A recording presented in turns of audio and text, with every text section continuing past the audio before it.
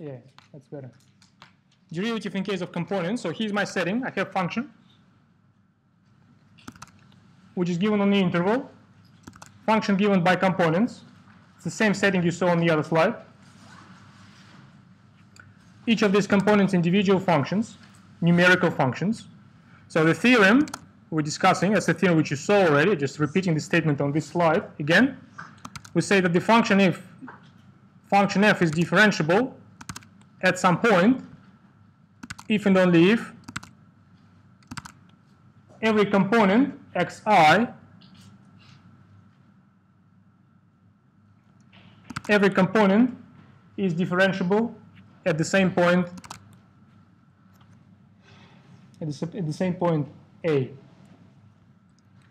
Furthermore, the theorem claims that the derivative of this vector function will be a combination of derivatives of individual components.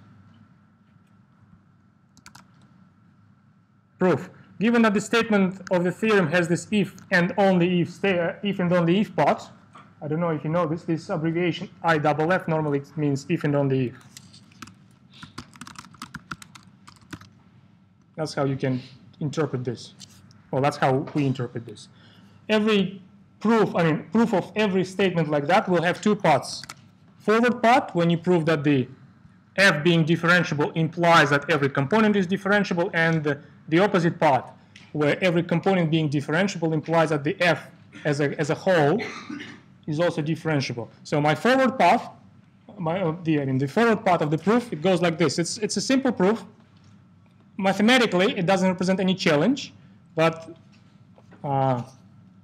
presentation-wise, it may be a challenge for some of you. So here's how you can do it. One way to do it. So given that f is differentiable, we just use the definition to just expand this assumption. F is differentiable means that the limit like that exists. I just use the definition for the interpretation of f being differentiable claim. Now I'll move it a little bit here. If I compute this vector, it's a vector, right? F bold is a vector, f of t is a vector, f of a is a vector. If I compute this vector, it will be relatively large expression. Here it is. Let me just, I can't move it anymore. Here it is. First component, dots hiding most of the components, and the last components of this expression.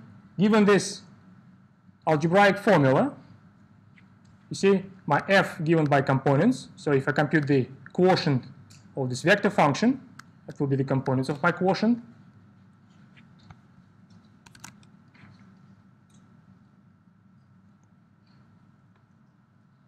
By definition of the limit, remember we define the limit as we define the limit in a per component sense. So when we claim that something like this exists, it just underneath it means that every component limit exists. So by the definition of the limit, every component limit exists, like this.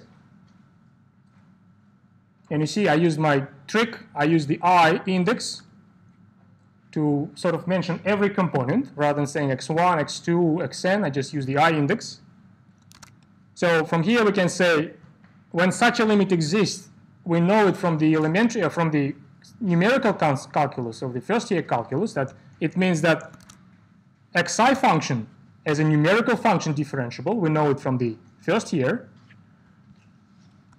at the point A. Furthermore, we can say that this limit basically has a name right now. It has the name x dash I at the point A. That's how we define the derivative of the numerical function. And so we can replace, if you put the limit here, if you put the limit symbol here, which means you put the limit here, second component, last component, every of these limits, we know they exist and we can abbreviate them with this symbol. We conclude that the f dash a, which is by definition this limit, is a combination of x dash 1, x dash 2, and x dash a.